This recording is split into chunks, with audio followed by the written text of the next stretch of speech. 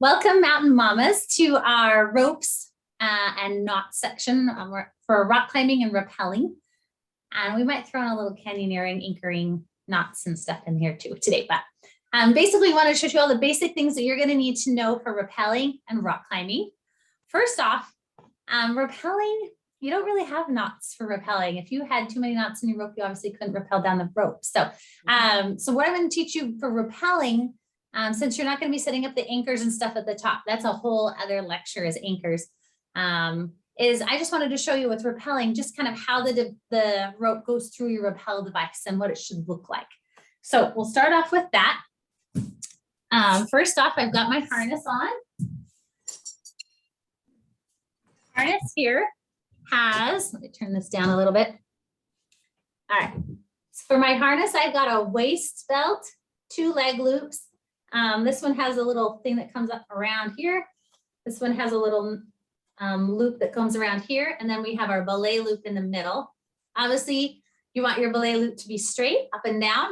If this is twisted, it means your legs are backwards. So you can take the whole thing off, untangle your legs, put it back on, and then hopefully it should look like this. That means you got it on good. Rule of thumb is metal goes through here. Soft things go through here, through this top and bottom loop. All right, so for rappelling, what we like to start the ladies off with, let's see if I can get my head in here too. For rappelling, we like to usually start with a figure 8. It's the most simple device. There's pros and cons for 8s. This is cheap. It's a good place to start. The bad thing about figure 8s is that there's no way to stop, like a full stop without hands, and there's no way to add friction if you end up going too fast, which sometimes can happen on the longer rappels. So, so we usually like to start with the figure 8, just so ladies know how the concept of rappelling and friction and all that kind of stuff looks like. But then if someone likes to rappel and wants to do longer things like canyoneering, we like to graduate them into another device, which I'll show you in a second. But basically the idea for rappelling is we want to hold our figure 8 like this, like a balloon, big side facing up. And then we take if you're right-handed, you want the rope to be on your right side. So I take a bite of rope, which bite means a pinch of rope. And then I'm going to push this through. I'm going to stag my little guy in the back, stabbing him in the back, or her, and strangling them. So it should look like this when you put your 8 in there.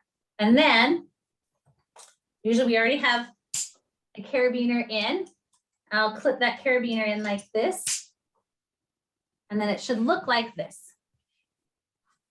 All right. I want to lock off my carabiner. So the idea is that this rope is going to my anchor. And then my braking hand is going to be here. And it looks like this as it comes through. That makes sense? So you can kind of see that coming through. And then I'm going to be braking thumb to bum. This is a good place to brake and control my speed as I go down. But just kind of wanted to show you that that's kind of what it should look like when it goes through your 8. Now, the devices I like to use are an ATS. Looks like this. I'll show you here in a sec. This is the ATS. It provides options for locking and adding friction. What we do is the same type of thing. I'll clip this through my belay loop. Take a bite of rope. I stab it in the back, same idea. And then instead of strangling it, I clip it through the carabiner like this. And then I lock it off.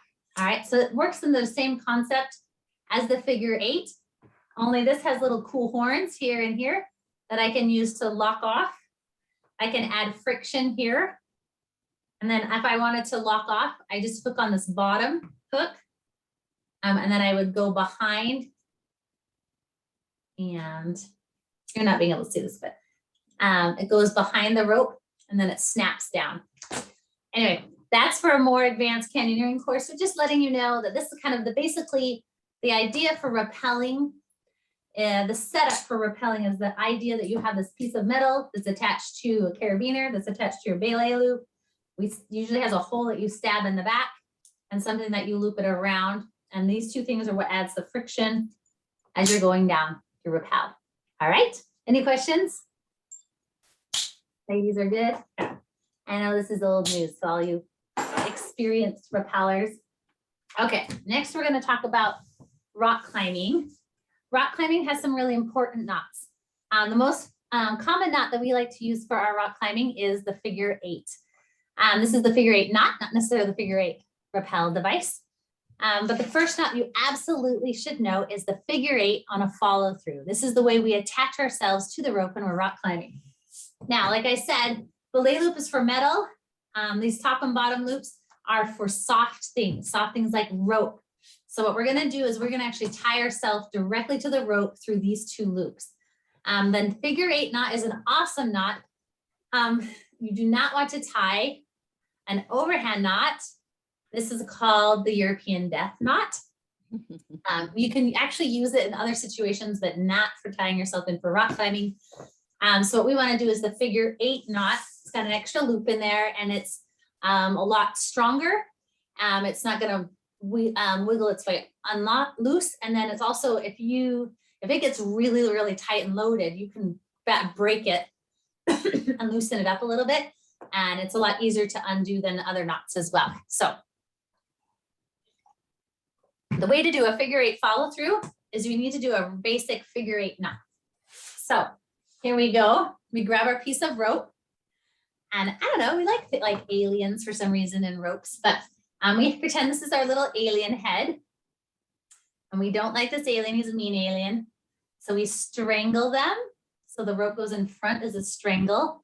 We sneak up behind and we stab him in the face. And there is your figure 8 knot. See it? Can you see the 8 in there? So that's what a figure 8 should look like. I'm going to give us a little extra tail on here. So first you're going to tie that figure 8 knot, and then we're going to do the follow through.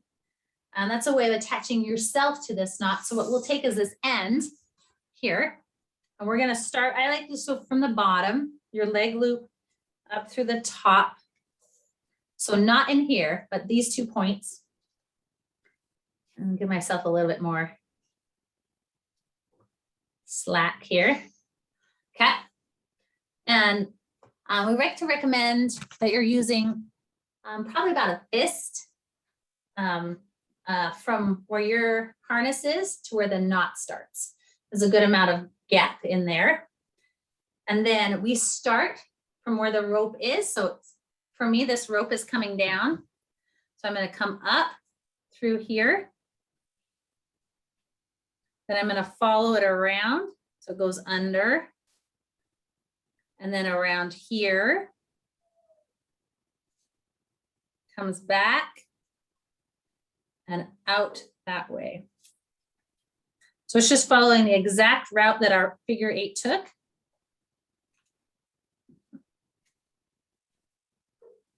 Alrighty. This is called dressing a knot, where we make it look nice and pretty. So as you can see, that's an 8 with 2 strands. And the way to check that your 8 is done right is you do our 10 count. So 2, 4, 6, 8, 10. That means we've got a good figure 8. All right, so that's a figure 8 on a bite. So that's if you have to attach anything by a figure 8. All right. Now our second knot we're going to do is the figure 8, or that's the figure 8 follow through. The second one we're going to do is figure 8 on a bite. As we learned earlier, a bite is a pinch of rope. Sorry. So let's undo our knot here. All right. So what we're going to do, like before, we're going to get a pinch of rope, and then we're going to loop it over for our alien head. All right. So now this is the head. All right. You see that? So we're going to take this alien head, strangle it, sneak behind, and stab it in the back for that. And then that is your figure 8 on a bite. This is great for if we wanted to attach this to something, a lot of times they'll do a figure 8 on a bike and put a carabiner on it. And then we can attach that to something that we need to hold strong, whatever. Okay. All right, figure 8's critical for rock climbing. It's probably especially the figure 8 follow through, you're gonna use it anytime you rock climb. We never, unless we can avoid it, we always wanna tie someone directly into the rope, because the less things that are in the way, we want to keep things as simple as possible so things don't fail. We just want to keep things simple. All right, excellent. So that's our rock climbing. Now, these are some bonus things, knots I wanted to show you, things that you're going to use in the future for setting up anchors or in canyoneering and things like that. So these are just good knots to know just for life. First one is this one I think you guys all know. It's called the girth hitch. I didn't put it on the notes because it's so easy, but because you're watching this video, I don't know how to untie. You get a bonus one. The girth hitch we use for lots of things in rock climbing to attach things to our soft harness here. So you remember we want to attach soft things to soft things. So this is called a PAS, or personal anchor system. So a lot of times when you are rock climbing, setting up anchors, or anytime that you're not going to be actually on the rope, but you want to be attached to the rock, we have a personal anchor system. You can have a big sling, or this one's a whole bunch of little slings all tied together or all sewn together on a daisy chain. The idea is that I can change the length. If I only need this much room, or my anchor is farther away and I need this much length, that's what I like to use. So to girth hitch, essentially what you're going to do is take one end of this loop and we're going to put it through our harness like that. And now we have this hole, and we take the other end, put it through, and that is called a girth hitch. I'm sure you guys do this all the time in life. But the idea is that this is now attached to me. I don't have to use up any of my gear loops or any stuff up here. I'm just attached to this daisy chain, which I'll put this on a carabiner, and then I can clip this directly into my anchor system. And then I'm attached, and I don't have to be on the rope or anything, but I'm attached to the rock, or I'm attached to my anchor system through a girth hitch, which is just crazy. I love this. All right. Next one. So talking about anchors, let's talk about the water knot. Marilyn here, who's on here, she's my sister. We grew up on water knots back in the day. If any of you guys are old school climbers or rappellers or know anyone, this is where harnesses began, was with water knots. It all began with water knots.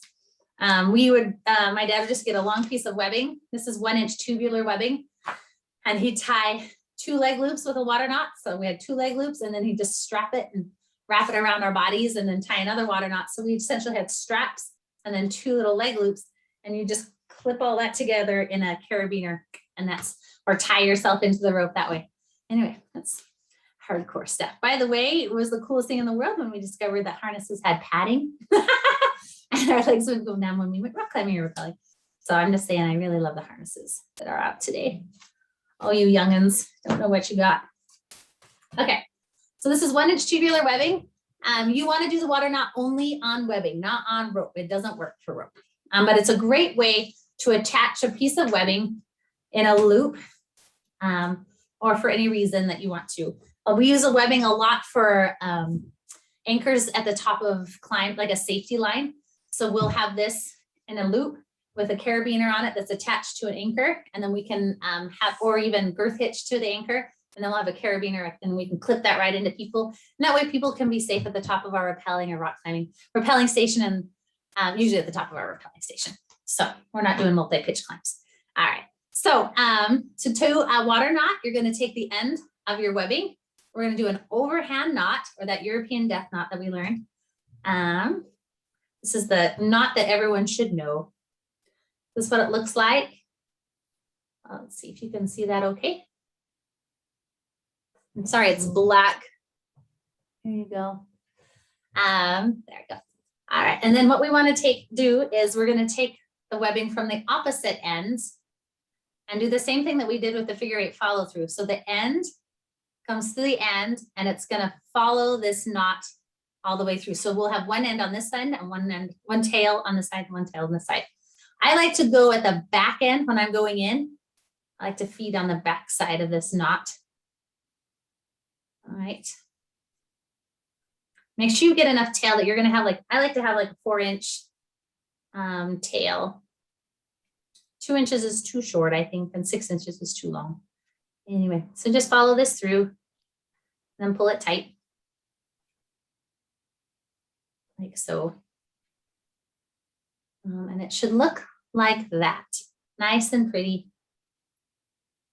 Nice and flat with our 2 tails. So now we have a strong knot. This is a burly knot in a loop of webbing that we can use for all sorts of things. We can use it in anchors and, like I said, safety lines. Excellent. Okay. Second knot is the clove. We're going to go into our 2 hitches. These hitches are awesome. They serve many purposes. In rock climbing, we use it when we are changing out an anchor system at the top, when we're cleaning it up. It's a way of holding it. It holds onto the, it's a way of securing the rope. I think it's probably the best way to say it. So with a clove hitch, we take a loop like this, and then we do it again like this. I'm going to do it so I'm sitting facing you. So, all right. So we do this loop, and then we do the exact same loop next to it. And then we're going to just push this one behind there like that. All right. And then we put a carabiner on it. And then we kind of tighten up both ends.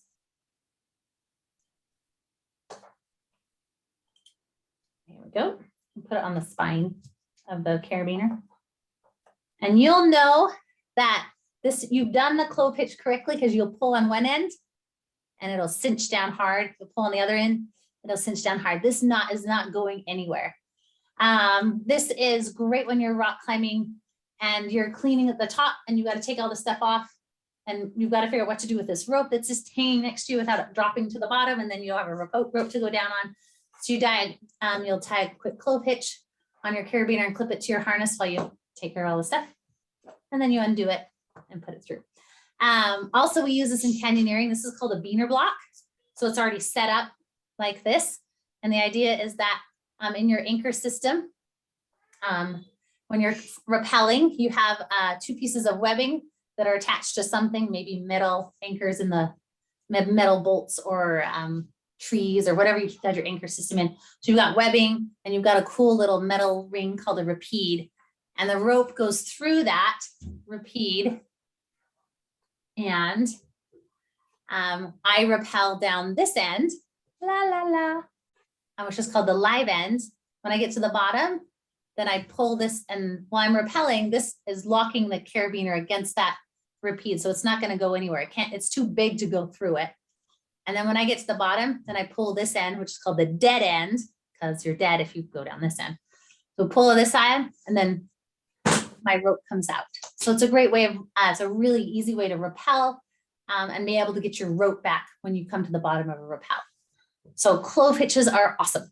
It's a great thing to practice when you get into more advanced things. There's another cool knot called the munter hitch as well. It's a cousin of the clove hitch. And it's great for lowering things. So what we do is, this is the exact same thing. We're going to do that loop and then a second loop. And then we fold it like a book. That's the difference. We put our carabiner in the loops there. All right. And then we pull it tight, and you'll see that you kind of, when you pull it,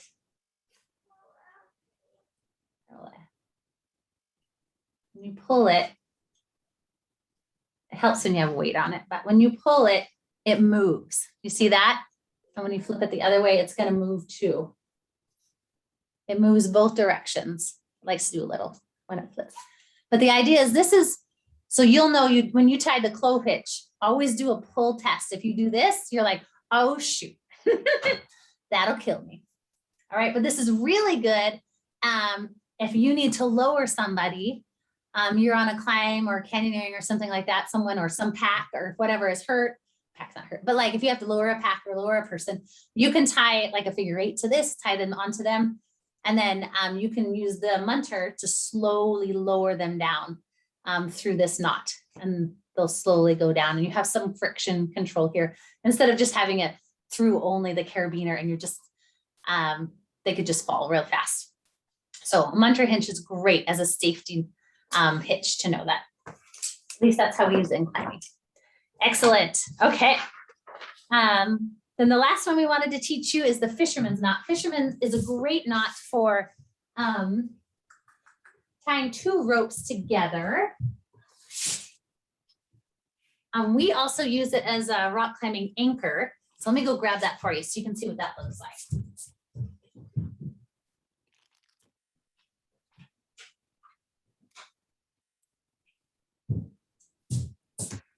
All right, so this is the preferred anchoring system that we use for rock climbing with all the Mountain Mama rock climbing trips. This is 7 mil cordage. So it's not as thick as a rope, but it's just as strong. And what we've done is tie, this is about 20 feet of cordage that we've tied together in a fisherman's knot right here. And then what we've done is doubled it up, tied a overhand. And the idea with this cool little setup is we can tie this, clip this into any anchor. This system is called a Cordelay quad. It's the new thing in climbing and the safest thing. The idea is that if I have 2 anchors, bolts in the rock, and they're off a little bit, before we'd have to like kind of jimmy around and find the right length of sling or things like that. But with this new setup, we can just clip this in, and these can be off center, and I can still use this section down here, right here. I have 4 strands and I clip into 3 of them, and I'd have 2 carabiners here. And the idea is that this can move back and forth. And it has some play depending on where my anchor is.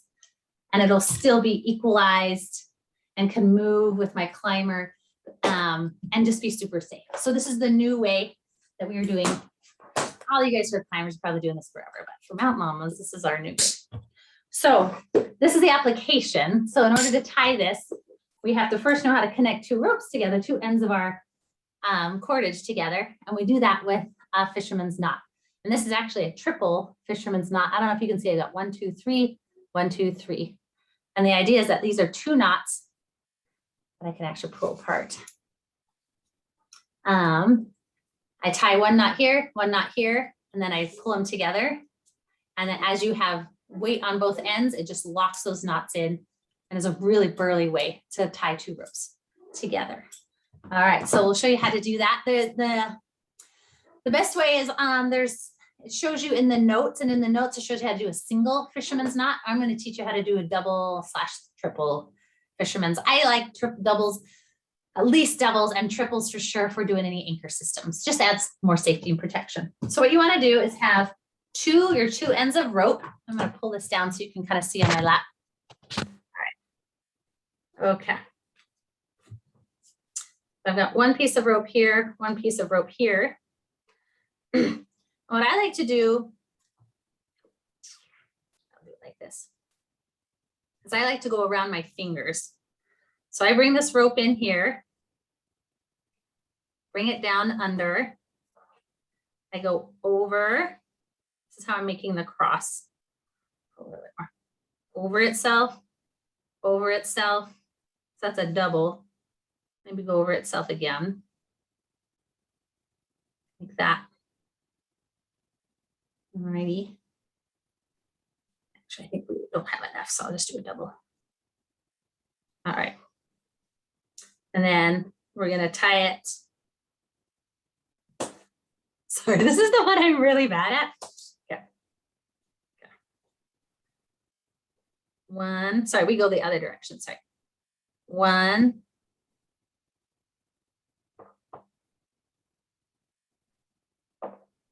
1, 2, And then we poke it through the back, through all three. Pull it tight. Sorry, this is one I have to do like twice to get it right. All right, so there we go. You can kind of see. You'll know that you did the fisherman's right because on one end, they're straight. Now the other end, there's a cross. Can you see that cross? All right, so we'll do that. So you do that on one end, and then we pull enough to get out of this. And I'll actually flip them upside down again so I can make sure I get it right. And then you tie it on the other side. 2. Let me pull it through. Let me do that slower for you. Okay. So I bring it over, I cross, and then go over that again, over it a third time. And I like to use my fingers just as a landmark, and then it goes through where my fingers were. And I pull them tight. Okay. Excellent. And you know you did it right. Like when you pull them, they go tight. Awesome. So that is a triple fisherman's knot. This is one of our gals just loves to do these all the time, and she's really great at them. But I still need to practice every once in a while to make sure I'm doing it right. But as long as you know what it looks like, just keep doing it. And that's your double fisherman's or your triple fisherman's knots. So there you go. If you know those knots, you'll wow and impress your friends. The best way to practice these things, I think, is honestly getting a piece of rope and hanging out during commercials or while you're watching a movie and just till it's like second nature. They say the best knot to know when you're in the mountains is the one you know.